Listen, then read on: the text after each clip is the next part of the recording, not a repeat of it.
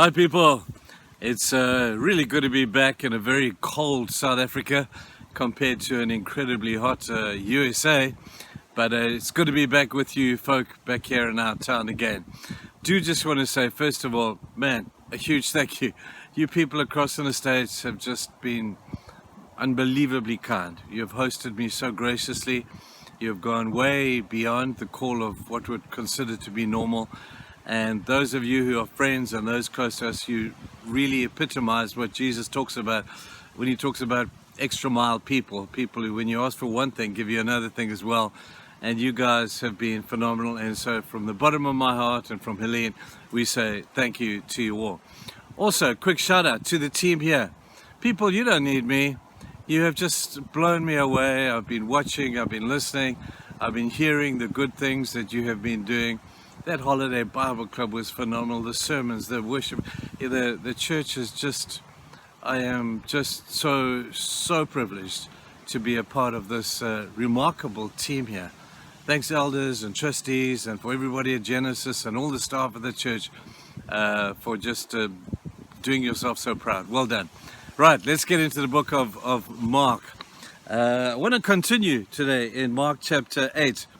And there's almost a philosophical angle to what I want to speak to you about. We read in from verse 22 that Jesus came to Bethsaida and people brought to him a blind man and they begged him to touch him.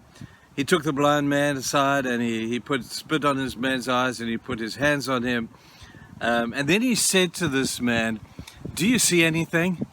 Now you would think that one touch from Jesus would kind of clinch the deal. You'd think that one touch from the King of Kings, the Messiah, the great healer, the one who can do anything. He says to the man, "What do you see? Can you see anything?" After the first touch of his eyes. And the man said this, he says, "I see men." This man obviously had not been born blind, he knew what a man was. He said, "I see men, but they look like trees." And then Jesus said, "You need another touch." And Jesus touches his eyes again, and the man sees, it says, completely clearly. You know, I wonder, how do you see people?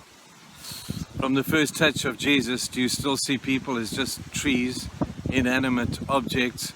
Do you see them as things that just are part of his creation, but they're not that important to him? Well, if that is the case, and you don't see people as Jesus sees them, maybe you need a second touch of Jesus' hand. When you get the second touch of Jesus' hand, those things that once kind of looked like to you as trees and were not of much value, and I do hold a value to a tree, don't get me wrong, but in comparison to a human being, a tree is not very valuable at all. And Jesus says, how do you see people? Do you see them as trees? Because if you do, pray God that he touch your eyes a second time so that you can see people. You can see people the way that Jesus sees people. You can see the value of human beings. You can see how Jesus touched people who no one else touched.